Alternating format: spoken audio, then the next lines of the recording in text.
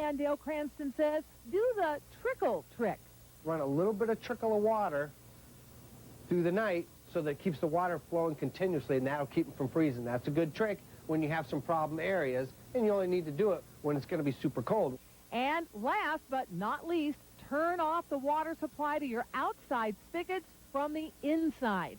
And since the key is prevention, you don't want to ever have to deal with a frozen water pipe. You're going to have to learn now where these inside turn-off valves are. Now, when it comes to your windows, Cranston says condensation on the lower part of the glass is fine. What you don't want to see is moisture all over the window. That means your humidifier is working overtime. And what about storm windows to keep out old man winter's breath? When we have a storm window, it's another layer of protection and keeps the rain and the moisture and the sun off of these sills, because as this sill deteriorates, that's how these seals go bad in the thermopanes, because water rests down in here and gets up in there. That's how you get bad thermopane seals.